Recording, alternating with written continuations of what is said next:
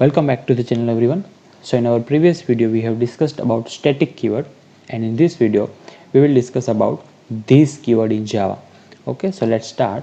So as you can see here, I have created one class. The name of the class is this key here, and I have a main method. So let me take two integer variable here, which is integer value 1 and value 2. Okay, and let's say I want to initialize the variable. So in order to initialize, we can use the constructor here. So let's take a constructor, and we have to take, okay, let's take a constructor and we have to take two arguments here because we want to initialize two variables. So let's take v1 and v2 here. Okay, and inside that constructor I have to write v1 equals to v1 and value 2 equals to v2. Okay, so this is how we can initialize the variable. But to initialize a variable, we have to provide the value to this v1 and v2, right? So in order to provide the value, we have to call the constructor. And how the constructor call? When we create an object of a class, a constructor automatically calls, right? So let's create the object of the class, so that constructor automatically calls and initialize the value.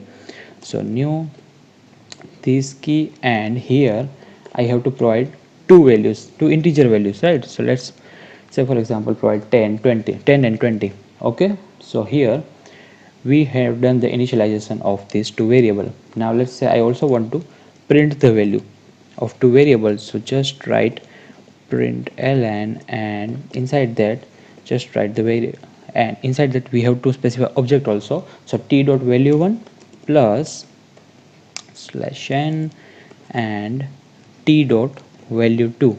Okay, so it will print the two variable values, and this slash n is used for new line. Okay, so let me run this program now. Okay, so as you can see, we got the correct output here.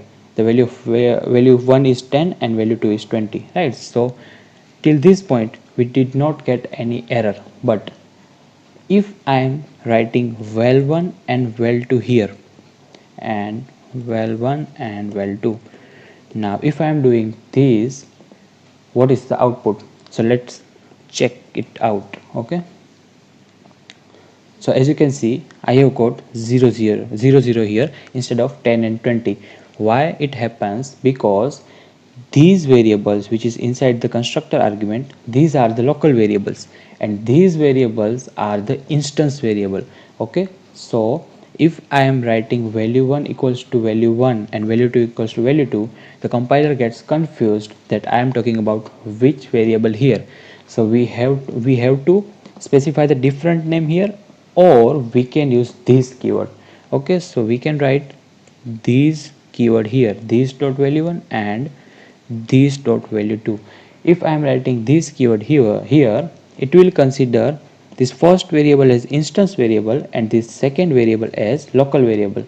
Okay, and this dot value 2 is nothing but this instance variable, and this simple value 2 is nothing but this local variable. Okay, so now let me run this program again. Okay, so as you can see, we got the correct output. Okay, so this is the use of these keyword in Java to differentiate the instance variable and local variable. Okay, so if you have any doubts or query in this video, you can ask me in the comment section below. If you do like the video, hit the like button, please subscribe to our channel and stay tuned. Thank you.